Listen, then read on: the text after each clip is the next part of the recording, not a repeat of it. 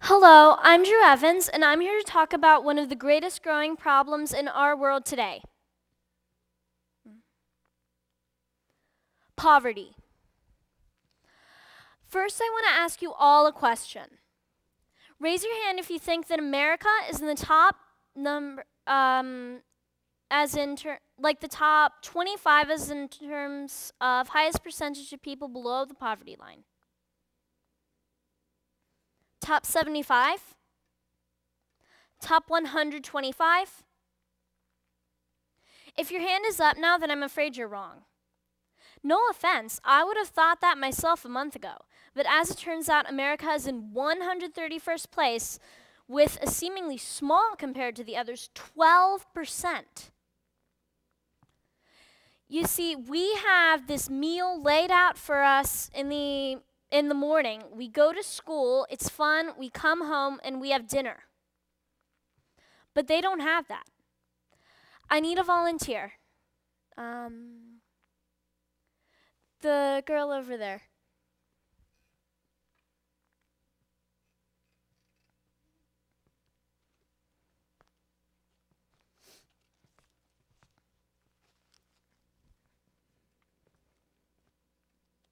Okay, come up here. Okay. Now come over here.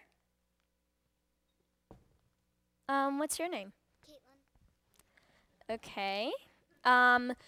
This is the poverty line. You're not allowed to cross it. It goes on forever invisibly. See? And it goes up so you can't jump. You're not allowed to dig a hole or just lower your altitude and then go across it. You need to stay on this side of the poverty line and still survive by getting the necessities of money and food. You have 5 seconds to get as much as you can eat. 1, 2, 3, 4, 5. I'm very sorry, you were just in generational poverty, which is the lack of money because your parents didn't have any money, and so you couldn't get a good education, and now you don't have a good job. Now, if the poverty line were taken away, now you can come over, and you were to be traveling over there, go travel over there, please, and it went up behind you. That will be situational poverty, which is like when the bank closes or when you're fired from your job. Okay, you can go now. Thank you.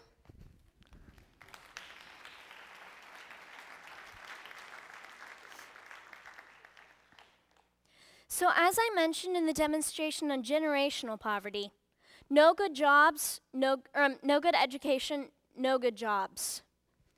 You have a very high chance of unemployment if you don't get a high school diploma, and very low pay.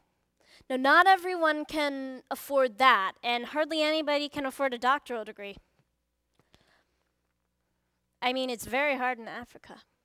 So as you can see, one of the other problems other than food and money is water. Water levels are expected to go down to vulnerable, mostly stress, and quite a lot of scarcity in Africa within the next 25 years. And now for our next round of fair or not fair. Let's look at the cases. Case 1. This food lasts them a week for that much. Case 2. This family in North Carolina gets that for that every week. Case 3 contains a family, rather large, in the Middle East, and that's supposed to last them a week for that. And case 4, 1 week of that for a family of 1, 2, 3, 4, 5, 6 in Africa. Is that fair or is that not fair? So looking at statistics, we see that Zimbabwe, Zambia, Chad, Haiti, the Giza Strip, and Liberia, they're at the top of the poverty ladder. At this social hierarchy that we have with the lucky and the unlucky, just by where they were born. As you can see, there's a lot of poverty in those countries, and yeah. Here in the US, we've got smaller, and it's a bigger zoomed in, so it's even smaller than that. And at the average, we've got 31.2%. That's a lot of people that need help. That's a lot of people who we need to help. So what are we doing to help?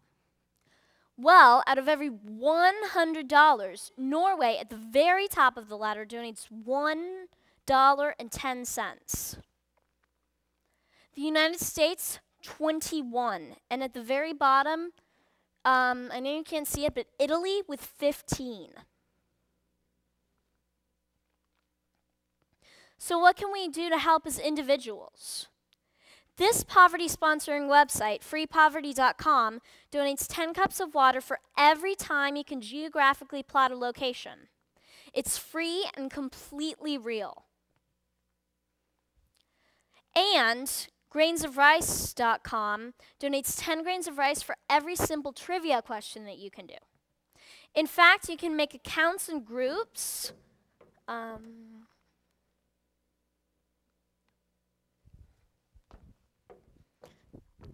Here's my account and my group. As you can see, we've already donated more than 1,000 grains of rice.